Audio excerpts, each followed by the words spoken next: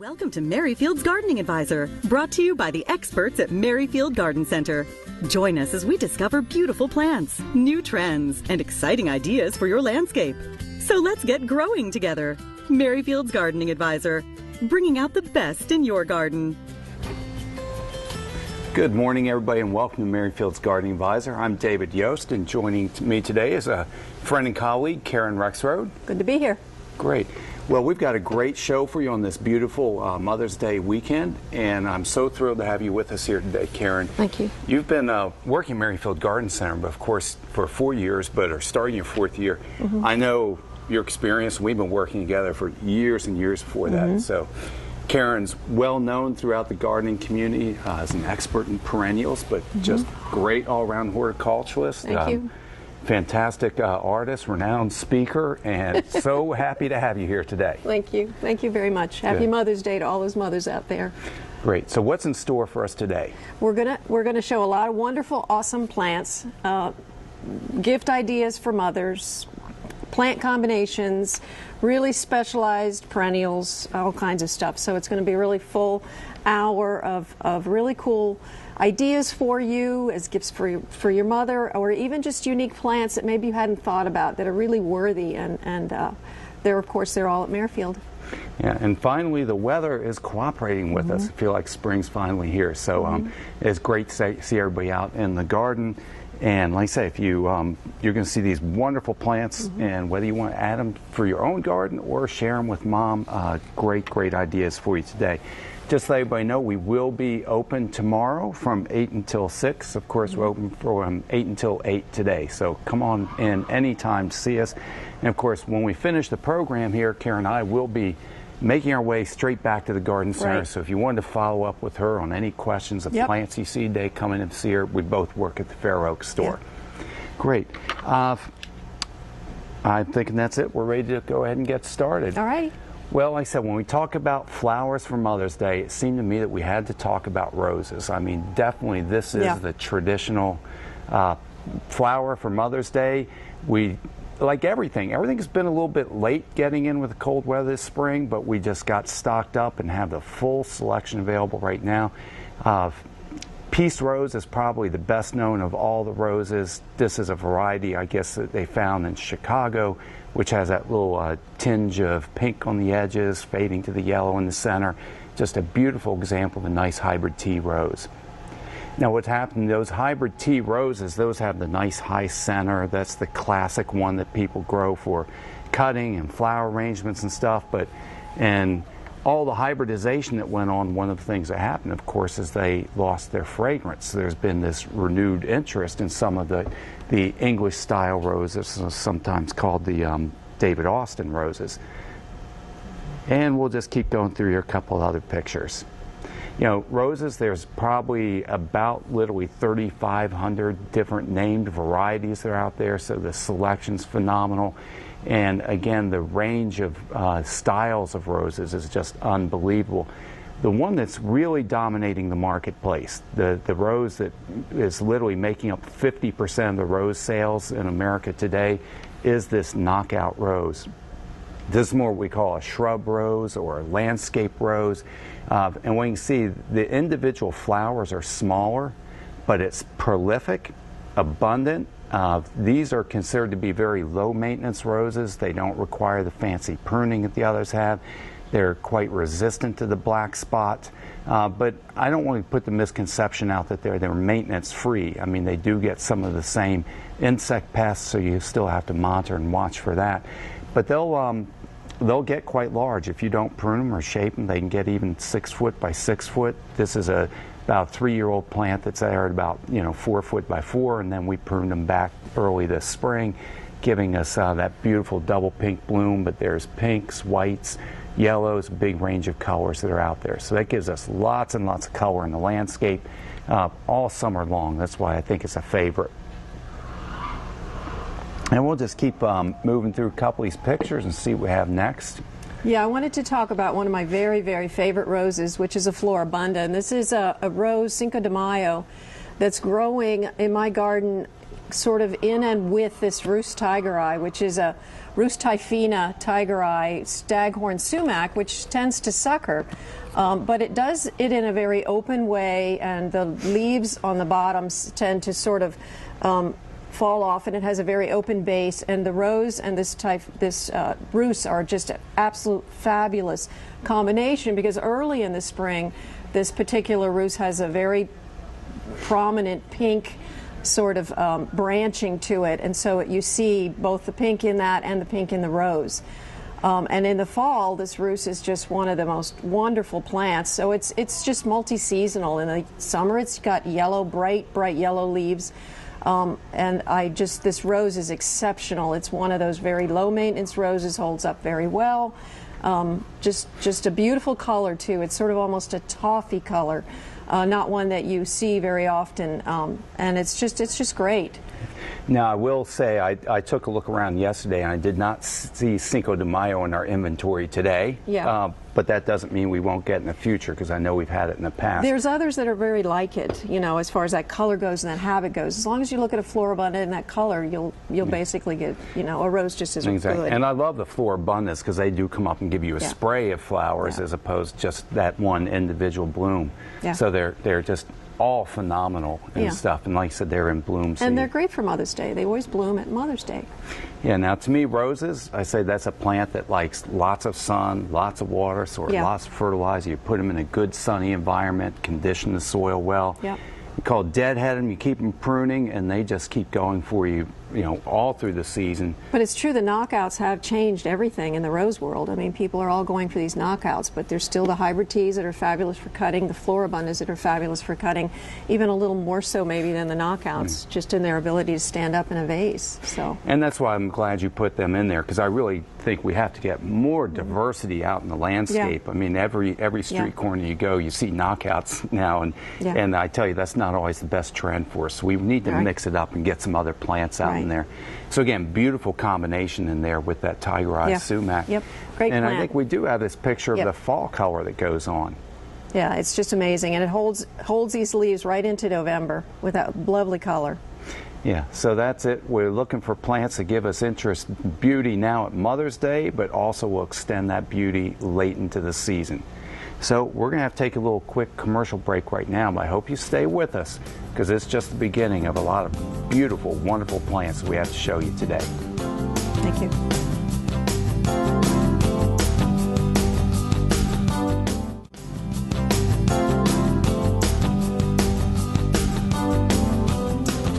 Welcome back, everybody. Merrifield's Gardening Advisor. Today's topic is Mother's Day, which is going to be here tomorrow. I tell you, the garden center is just packed full of beautiful things for Mother's Day.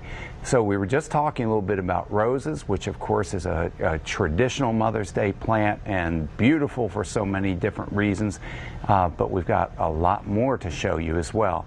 So I wanted to take a look out in our annual section. We are so stocked up on hanging baskets. I've just never seen them as beautiful and gorgeous as they are this year. And this cool, wet weather, it's been a little bit of an annoyance to gardeners, because we just haven't been able to get out there and get started. But it's really been fantastic growing conditions, because the cool weather, the rainfalls, this kind of extended spring, we've just got a phenomenal selection available for you Mother's Day. So of course, geraniums, that's sort of an old-fashioned favorite, and it's kind of hard to see, but these are large hanging baskets there where it's combined with the sweet alyssum, so we've got those available. A little bit of verbena in there, and one of the things that's nice is a lot of these baskets, they're also artistically color coordinated and everything to give you that variety. I thought this was some really neat combinations out there where they're starting to mix some tropical plants in there to give it a little more dramatic, both in the foliage color and texture that's out there.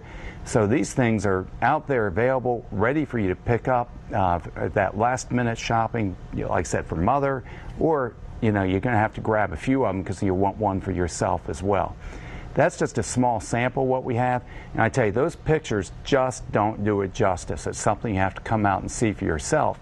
Okay, or as we did today, we've asked Karen to bring several plants in, kind of show us an idea, just tip the iceberg what's available and how to combine these for a beautiful combination in planters or baskets. Karen? So I have some samplings here of some potential combinations and some plants I wanted to talk about. We do have a wonderful hanging basket we're going to show you in a minute. But as far as combining your plants in containers, it's something that I do all the time at Merrifield. I help people. I'm working generally in the perennial area, but I do like to work with some of the annuals when we're putting containers together. So we've brought a wonderful sampling, and all of these are annuals. But I'm going to show you how to sort of make some combinations when you're thinking about putting a pot together. One of the really, really fun things is lately we've gotten new plants that have just unique types of patterns in the foliage and or in the flower. This is called a crazy tunia, and it's called Night Rider, and look at how it combines with this coleus, where you're matching the purple edged leaf with this purple pattern in the petunia. It's an absolutely fabulous mix. And then the last thing would be to do something trailing.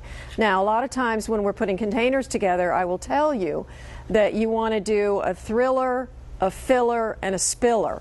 And that's exactly what happens when you put these three together in a container. And I love plants that have some sort of pattern to the leaf, so that you're not just growing it for the flowers, but you're growing it for, interest that extends all the way through the summer. The same can be said for some of these geraniums, which are actually, these are types of zonal geraniums. This is Mrs. Pollock. And the leaf is just absolutely fabulous. The flower will end up being red. And you can decide to keep the flowers or not. I mean, it's a great plant to grow just for these beautiful leaves. The zonal geraniums, when they do flower, there's quite a few types. And this is actually an ivy leaf geranium. And the nice thing about the ivy leaf geraniums is they trail, so they will hang over. So they are essentially a spiller for your container. And the other thing that I've noticed, and we're going to talk about hummingbirds a little later, but hummingbirds are crazy about these red ivy leaf geraniums. They come to them all the time. It's one of their first plants that they go to. So if you're thinking about adding hummingbirds, bringing the hummingbirds into your garden, this is a great plant for you. And then I wanted to also talk about, these are very bright combinations, but I wanted to talk about things that are a lot more subtle. Like if you wanted to do a container, and in the same sort of sense with the thriller, the filler, and the spiller, you can add things like these verbenas that are very sort of soft in color. And they come in all kinds of colors. These are for sun. They love sun. They will trail. They are bicolored varieties. There's these solid colors like this. This is just a very nice soft lavender, which works beautiful with, this is euphorbia. This is Diamond Frost, and it is like a filler, like a foamy, frothy filler. And what it will do is bloom all summer with these small white flowers and just sort of fill the whole center. It's very much a filler in a container. And then the great trick to putting together a bunch of plants that are different is to use chartreuse to make them all work. So if you go and you put this lavender verbena with this euphorbia, then all you need to do is add one chartreuse colored foliage plant, and you actually have a great container. And anytime you're adding a bunch of different colors, chartreuse softens it. It's sort of an old florist trick that they use in floral arrangements to make everything come together and work. And then I did want to show one little oddball plant, and this just came in the other day, and I haven't even had time to look and see, it's called albuca, and we're coming up, there's so many new plants with so many fun new hybrid names. I mean, hybridizers are clearly having fun with this. So this one is called Frizzle Sizzle, and look at how it curls. Isn't that absolutely fabulous? So I could see that in a container with other succulents or even hens and chicks or things like that. So there's a great plant. And then talking about that hanging basket, we do have one. We brought it in. It's absolutely stunning. This one is for shade. So this is made into this wonderful basket that has a kind of a pointy bottom, and then there's all these beautiful begonias and a combo. The thing about getting them home is how difficult they are to get them home because they're pointy at the bottom. So the supplier, the grower, actually sends these stands for them so that you can just put that underneath this hanging basket, and that way when you load it in your car, you can seat belt it in and take it home, and you don't have to worry about somebody holding it all the way home. But there's sun combinations, there's shade combinations, This with all the begonias is for shade, and it's just lovely, and it'll spill and it'll get long. And you know, once in a while in a container, you do want to go and do some pinching to kind of control how long it's going to get so that it doesn't get bare at the top. But isn't that just a lovely thing right there? So we'd encourage you to come in and see the selection, because for Mother's Day, of course, the biggest time of the year is when there's so many things. And if you need help with combinations, you know, the people in the annuals, the people in the perennials, we're all happy to come and to give you some ideas for putting containers together like this. But remember foliage. Foliage is big. You don't always have to do them just for their flowers. So there you go. Some great ideas.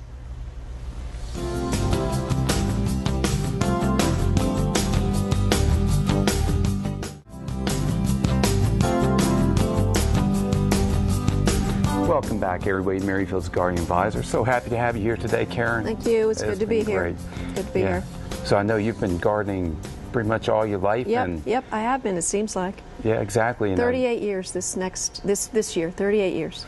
Great. And I know when you had Windy Hill Plant Farm, you were doing the propagating, the growing, and selling the whole thing from start to finish. Yep, at my nursery we did most of our own growing, so we had to do seeds and cuttings and division, and you know, it was quite an undertaking. And now I'm an estate gardener, actually, so I work at an estate, so I kind of get the other side of it.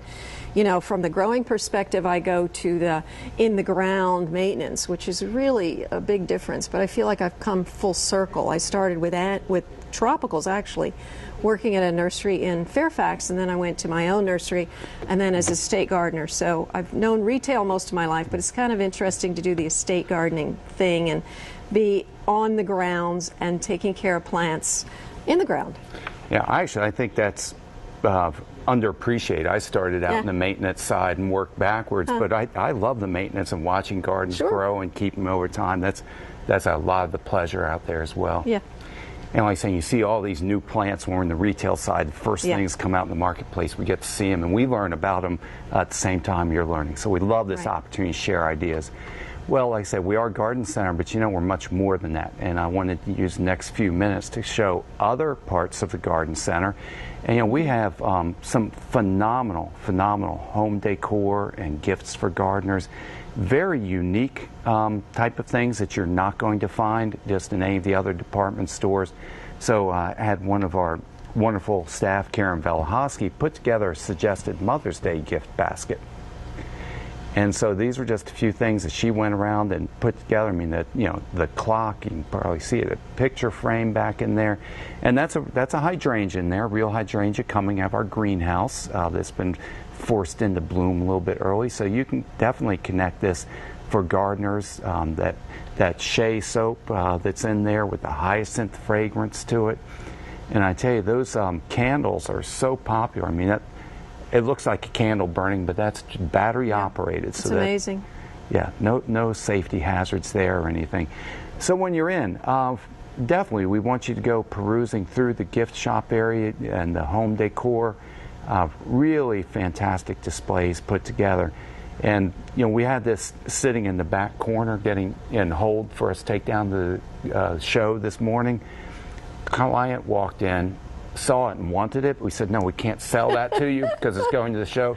So she spent the rest of the afternoon going through the garden shop, picking up the individual pieces and replicating it there. Yeah. So whether you're coming into the annual section, you know, picking flowers out so you can combine them to do a nice little project for mom, or if you want to go through the garden shop, gift shop area, pick things out and combine as a gift for mom, we're there to help you. Now, the other thing that's going on outside, and this is great for everybody that loves being outdoors and loves gardens, also loves watching the birds.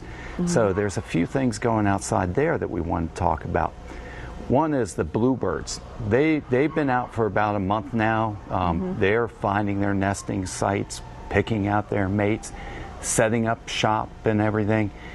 We've got a pair I was watching in the garden center just last week. There's quite a few boxes at the Fair Oaks location, and I watched the bluebirds bringing in all their stuff to make their nest with, and it's just absolutely just funny, actually, because they try to hide. They don't want people to really see them.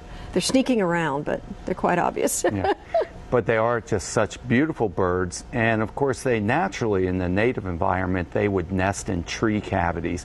But one of the things that's happened is we develop our forests and we cut down trees and we remove the dead trees. There's less and less fewer nesting sites for them. So it's an important part of the conservation movement also. It's not just strictly for our enjoyment, but it's also a matter of providing a home for them. So putting up a bluebird box, it's still a good thing to do at this time and can make a nice gift for Mother's Day. Now the others, we just saw our very first hummingbirds show up. Oh yes, last I week. saw them last week myself, the first ones coming to the feeders. And sometimes at those feeders that are set up, you'll see, you know, they're completely full. There'll be 4, you know, on the feeders at the same time. It's amazing. Yeah. And again, we just get so much enjoyment. I mean, everybody does out of the hummingbirds. And the thing is, of course, they have that unique ability to hover and flitter at the feeder. But then you'll see when they have the opportunity to stand at a perch, they'll take that. It takes a lot of energy for them to hover around at the feeder, and it's nice if they have a little perch there to sit on.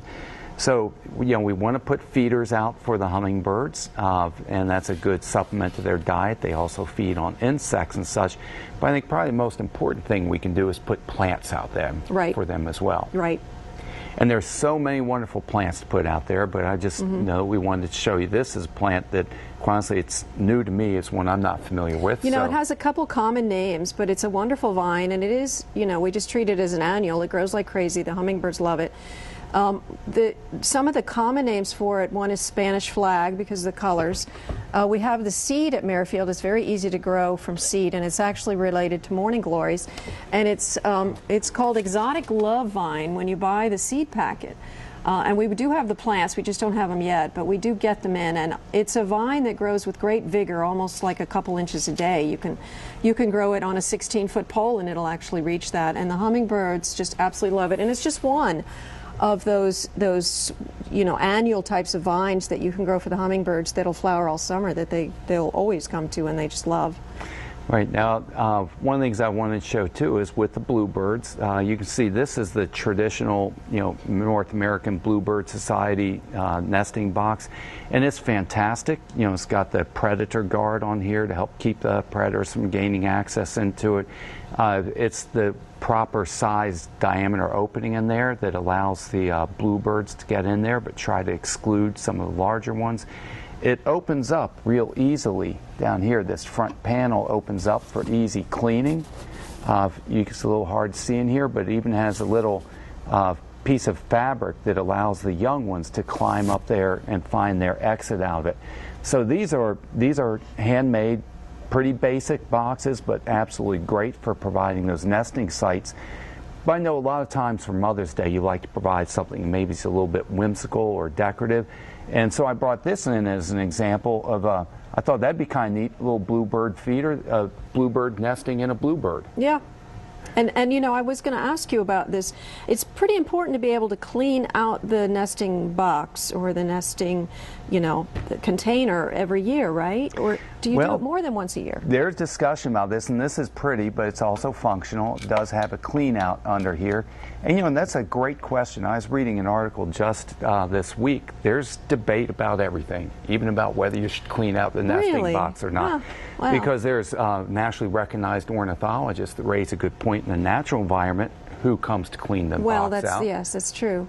And a lot of times we even, after we clean it out, we put a few sticks in there to incite them to come nest it back in there. But then the flip side of that is over time, mites and insects that start to develop in the nesting. So I think there's a little bit of a movement now to leave them a little bit dirty almost. Oh, okay. I think some of it's that human compulsion to clean stuff out all the time. Right. And I also want to show in there super quick, because we're going to run out of time. We can, like I said, bluebirds also feed on insects, and so there are these special mealworm feeders. You could do a whole little bluebird package for Mom. Now, we don't sell the live mealworms because it's difficult to manage, but we got sort of freeze-dried mealworms, and you can put them in this special little feeder, this dispenser. And what that does is it allows you to put the bluebird feed in here with a little shelter over there to keep the rain out of it, and also sort of limits access of different birds to it as well. So those are just a couple ideas. I'm being told it's time for a commercial break. But when we come back, I want to follow up just a little bit with you on hummingbirds, and then we got some more really gorgeous plants to show you.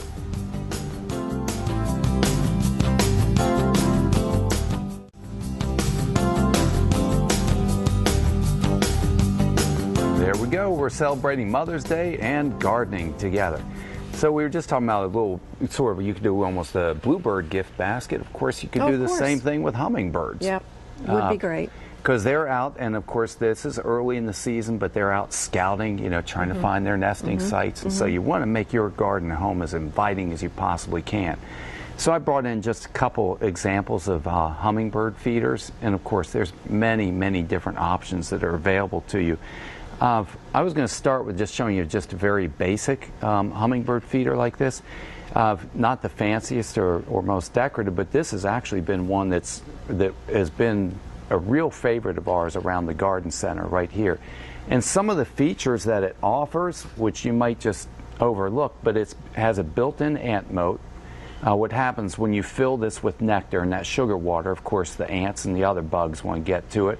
So to keep them out, there's a little bit of a depression in here. You can put water in there and that protects it from the ants getting into it. Another little thing that we like about it is this bee guard that's into this area that is designed so that the hummingbird can reach the nectar that's in there, but the bees can't because their tongue is too short to reach in there. And as I said, this one also offers a little perch for that hummingbird to sit on, and that allows them to sort of catch their breath or rest a little bit, you know, as they're feeding. But of course, if you want something that's a little fancier, more decorative to give as a gift, something like this works very nice. It's a nice glass feeder.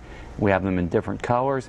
And this is one, of course, the hummingbird can hover, and you get to just enjoy watching them hover as they feed there. And there's a whole big range there also in different types of nectar. You, of course, can make your own nectar with just sugar and water.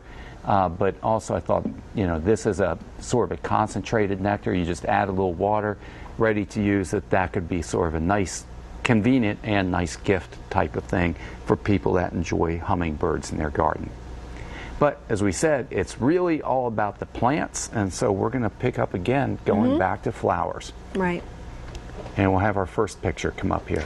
Yeah, we're going to look at some columbines, and the columbines are really interesting. This is a photograph I took while I was at the nursery one day, and the fascinating thing is about the length of that spur on the back of the flower, which is determined really as far as the evolution of the plant by the hybridizer. And hummingbirds this is one of their favorite plants, as well as hawk moths, and the hummingbird will come right up to the flower, and the nectar is in the very back of the spur, and it will get a taste of the nectar by actually reaching all the way back to the back of the spur with its tongue. But in the meantime, it's picking up pollen on like its forehead or its chin, and actually functioning like a pollinator with the rest of them. And so we do love these columbines with these long spurs. They're very, you know, beautiful and almost butterfly-like in the way that they move in the garden. And this is just one, Aguilegia music red and gold, but the hummingbirds do really like them. And they come in different colors too. This is origami yellow, which has those long spurs as well. And the long spurred varieties are mostly North American, whereas the short spurred varieties are more European. And again, it goes back to who's pollinating them. They're more pollinated by bumblebees in Europe and here a primary pollinator is the hummingbird. So these are great plants to attract more hummingbirds into your garden. Now, I had somebody the other day ask me if they're annuals or perennials, biennials, because I've always considered them reliable perennials and coming back in my garden, but I've heard some other stories. If you've been to the lecture that I give, which basically breaks the perennials down into different groups, that's one that is put into the group that's called the pioneers. So it's life in the garden is relatively short. It's like 2 or 3 years.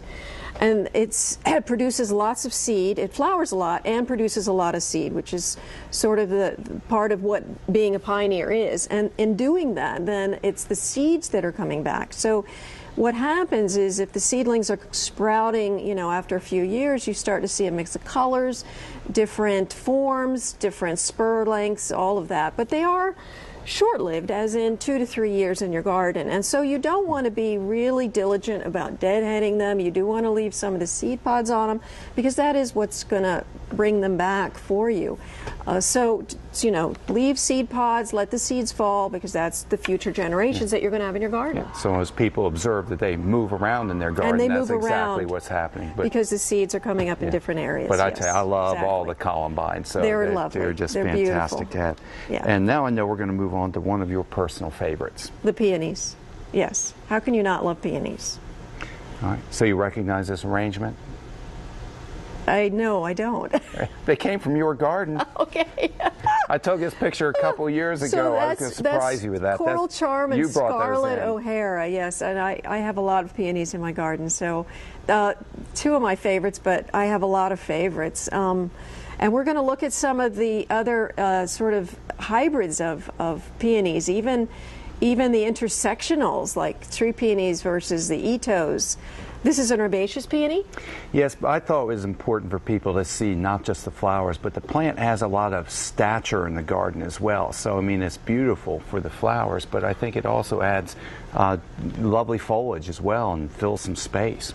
Yeah. You know, herbaceous peonies die to the ground. So there came along a new group called Itos, and this is one, and actually came to realize later that the name is actually Bartzella, not Barstella, but it's a yellow, and yellow is something you didn't see in herbaceous peonies, the ones that die to the ground. But what's nice is, so they took the tree peonies and they crossed, this Mr. Ito crossed them with the tree peonies with the herbaceous, and we started to see these lovely colors. And that's really nice. What's interesting about the Itos, so they have these 2 parents. You know, one is a tree peony, one is an herbaceous. So how they grow in the garden is interesting. They carry the traits of the tree peony and this lovely foliage and beautiful colors that we hadn't seen before, but they actually do die to the ground, very much like an herbaceous versus a tree peony, which has a woody stem and actually gets like a trunk to it and can be called a shrub that can get 5 to 6 feet tall. And you don't cut it back, you leave those woody stems. But Bartzella is just one of them, and we have brought one in that we'll discuss at some point. But the peonies are just wonderful plants, and we are kind of at the southern range for a lot of varieties, but the herbaceous do well for us, the Itos do even better for us, tree peonies do fabulous. Right. So we're getting a good look there at the one we brought in. So this is the Ito cross called Kiko that I brought in, and the foliage is very distinct and very different when you look at the Itos, because they did get some of that breeding from the tree peony line, and it's sort of like a bronzing of the edge of the leaves. Right. So I know, unlike the tree peonies are usually grafted. Exactly, right. and that's these, part of the problem, grown, right? Part of the problem with the tree peonies, you have to watch for those grafts, because you want to remove them, because it's a very strong grower when it sprouts below the graft. So you want to take that away and let the growth just go to the tree part. So yeah, tree peonies, you know, as far as maintenance goes, I'd much rather have an Ito than I would a tree peony. Yeah, I tell you, that's just amazing. We have all these choices available to us now. I mean, and just many varieties within each classification. Exactly, and it's nice to know a little bit about them to know how to manage them. And this is the bloom season for them right now, Mother's Day weekend, so it's a perfect time to come in and check it out for yourself. Well, we're getting told it's time for another commercial break. So we're going to have to take a couple minutes break. But stay with us. When we come back, we've got more beautiful, beautiful flowers for you.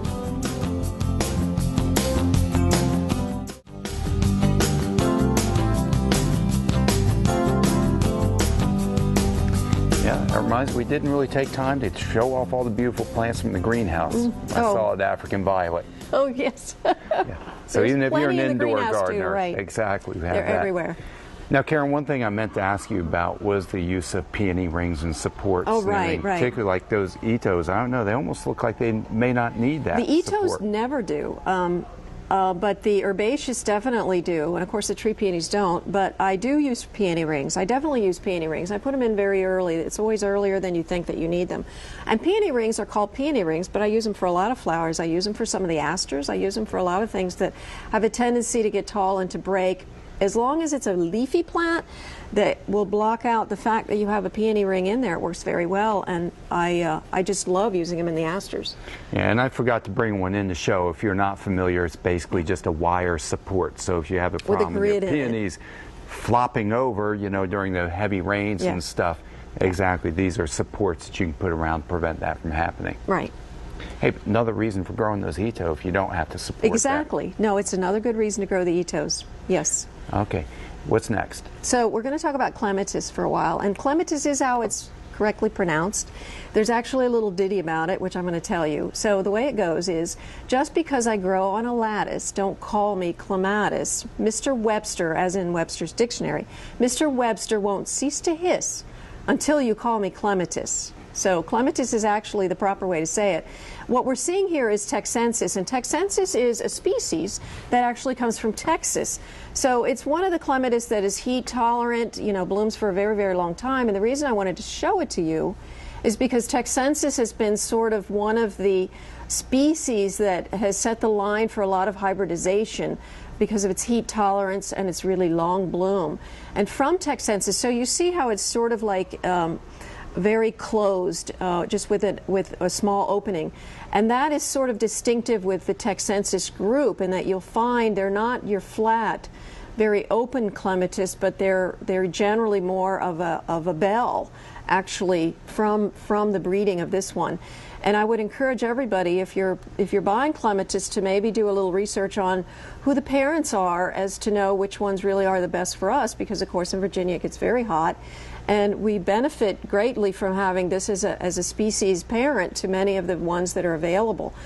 Duchess of Albany is one of them that was bred from Texensis, and one of my very favorites in that it blooms all summer long. But there's a whole line of these Texensis that do that, and they just are phenomenal in the length of bloom that they have, because they go on for months and months and months. And they do tend to bloom on new wood, whereas old wood, this is General Sikorsky mixed with Texensis. You can see the small little Texensis flowers in there. But this is General Sikorsky, which is one of the flatter, open, and true blues, which is a really, really nice one. A lot of the breeders are breeding for flowers early and late, you know, on new wood and old wood. So it's, you know, there's a pruning that you have to do with the clematis, and it gets a little tricky. But with these early flowering varieties, Violet Stargazer is another lovely one. With these early flowering varieties, they're blooming on old wood. You have to remember on last year's stems that you do a minimal amount of pruning. Whereas with these Texensis, you can cut them all the way to the ground, and they'll still bloom like crazy for the entire summer. Wow, that's fantastic. I knew I was going to say there was always a lot of breeding was to get more flowering, so it's the Texensis varieties are giving us that extended bloom time. And with that, I wanted to point out that there are two gentlemen that have been breeding clematis together, and you can come into Merrifield and find their tag on the pots, which is sort of coded. The two names of the men are Evison and Polson. So the name is on the tag is EVIP for these two breeders, and they're breeding for compact and free flowering, and they've been at it for 20 years working on these breeds, these new hybrids. And what's interesting is, so for the compactness, they make great container clematis, which is sometimes tough because, you know, you're talking 12 feet for some of the shortest ones, right. And 12 feet is even too big for a container. So if you look for this combination, and they are using Texensis with some of their breeding, you will find some of the more compact types, longer flowers that are perfect for containers. And it's not that they're all just breeding for containers, these two breeders, but I wanted to point out that one of the companies that's selling their hybrids are these Bloomtastics. So if you go into the nursery and you're looking through the clematis, you will find the Bloomtastic series. And then if you look at the tag and you will see this EVIP, you will know that these are the two breeders that are breeding these, and that very often they will be height-wise only 6 feet. 5 or 6 feet, which is great for a container, even for a container on your balcony that's just going to spill over but not get too long. Oh, that really is a great development. Yeah. And like I say, and I'm sure they do well in the garden also. Yes, they do. And these are more of the hybrids where they're breeding for new and old flowers, you know, new growth and old growth, so they bloom early and they bloom late. So there's a lot to be said for, we talked about peony breeding, but there's a whole lot going on in the clematis world, and it's just getting better and better, and it's just amazing. Absolutely. Well, and it's like any other industry, like I say, it's always changing, always developing. It's great to have people like yourself, and we've got other wonderful people that are just avid gardeners in there to keep up to date with all this. So when you're in, come in, find us. Like I said, we take a lot of pride in providing the full service that you're not going to find at some of the competitors. So you'll find beautiful plants and good expert advice to help you make your choices. Again, it's time for one of these little annoying commercial breaks that we have to do. Yeah. Just when you get warmed up, we got to take a break. But stay with us. We'll be right come back. We've got more goodies for you.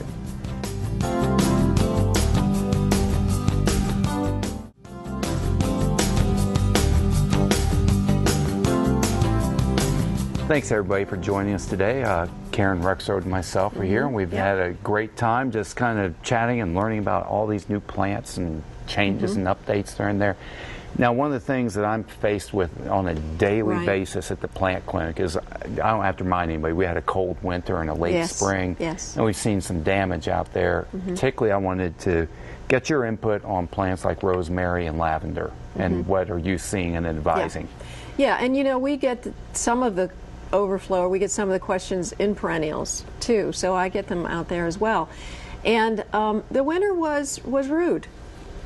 And I say freeze dry is the word, because we saw a lot of damage on your broadleaf evergreens, the reason for that is because the ground is frozen, the winds blow, and the plant it desiccates. It can't take in any moisture.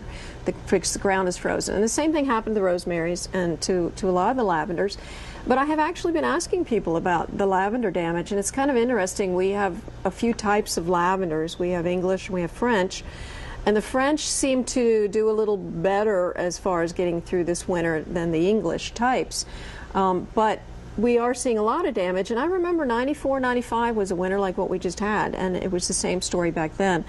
And sometimes I say it's almost like a zone affirmation of where we live, that we get something like that to say and to remind us that, we can get down to 0, which we did repeatedly. And some people, in our area got down to -5 even.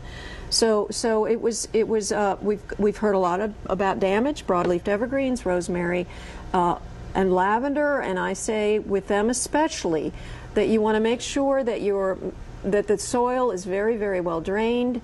They like it very dry. We live in a climate where we get a lot more precipitation than they want. And you don't want to necessarily give them this very rich black soil. You want to give them good draining soil.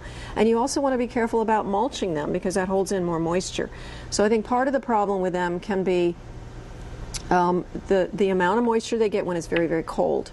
And then the other problem is that because they are evergreen or evergray in lavender's case, that they can suffer from the winds and desiccation just like the broadleaf evergreens can. So are you thinking remove and replace on most of these, or chance of being able to revive them? There's always a chance of reviving them. And at the estate that I work at, we have some very, very old sages that have been there, before I was there. So I know they're at least 10 years old. And they died down so far, and if you just wait, you can see where there's new growth coming up. But they died back so far that I've had to cut a lot of them down to the ground, just about. So it's really up to you to decide whether you want to stick it out and wait for it to grow back, or it's depending on placement even. If it's in a very important place in your garden, like at an access point or a doorway or something, you might want to go ahead and replace it, because it's going to take a long time for it to do anything like what it used to be, back into that. Yeah, that's 9 times out of 10. I'm just advising replace. Yeah. Life's too short to wait around for them to come back and say, just go get yourself a new one. Yeah, and accept the fact that this can happen in our climate with those plants. Yeah, exactly. But still, they're wonderful plants, and this isn't keep planting them. I don't want to turn anybody off from using them. No, lavender especially is just an awesome plant in the garden. Blooms a long time. Butterflies love it. Bees love it. Great plant. Great. Well, we've got a few minutes left here. I want to show a couple more flowers. There's just so much that's blooming right now. This is a picture I took out in my front yard just the other day. The Iris cristata is just in full peak bloom that's there. This is a little guy. He's only about 3 inches tall or something, but I've had that clump in there for a few years. I actually had to divide it and sort of chop it back, it was becoming so thick and so dense. So I'm curious, this is a native plant. It's a wonderful little native plant, and I've seen it growing in the Smoky Mountains where it's just covering the ground. So is this for you in real shade, or is it got a little bit of sun? There's a Coosa dogwood in the background there, and so it's mostly shade, but a little bit of indirect light kind of creeps under the canopy of the Coosa that's in there. But I planted a 4-inch pot of this about 5 years ago. This is the third time I've divided it and shared it with friends, and my friend Michael Fay now has a clump just as big as that one. It comes in white too, which is kind of nice for the shade gardener, but it likes to sit right on the ground, as you've seen. Yeah, and for me it works as a nice ground cover even when it's not in flower right there. Right, yeah. But the little rhizomes like to sit high. You know, people get caught up in trying to mulch over those little rhizomes, but you need to leave it up like that. So that's a great little native plant for shade gardeners. You know, people think of iris as being shade plants, sun plants, but there's a lot of shade iris. Oh, that iris, there's not one beam of direct sun ever hits it. Okay, well, interesting. Just very bright interesting. indirect that's in there and is just thriving. Yeah. So that's a little diminutive iris. Let's real quickly, we've only got about a minute, but let's look at some of the big ones. This is Edith Wolford, which is a bearded iris, and you know, we talked about breeding a lot. There's a lot going on with these. We got rebloomers that bloom in the fall. This is not one of them, but this is a lovely, lovely thing. And Summer Olympics is. This is one that blooms again in the fall, which is at first disconcerting because you never expect that. But you might find flowers on these rebloomers in September and October even. And I did want to mention another native. This is Amsonia, and this is Tabernet Montana Blue Ice, which is, you know, I wanted to show it to you for a couple reasons. One is it's a native. It has a couple seasons, not only a great flowering season, but a great fall color season. But when you come to buy it at the nursery, it's not going to be at all what you expect in a container. It's much better in the garden, and in the garden it's a phenomenal plant, phenomenal, very drought tolerant, just absolutely fabulous, wonderful fall color. It turns yellow and tawny. Excellent. So great plant. Fantastic, Karen. I wish we had more time, but you just come on down to the Garden Center, see both of us. Come visit us, yes. And we'll look for you next week here on Merrifield's Gardening Advisor.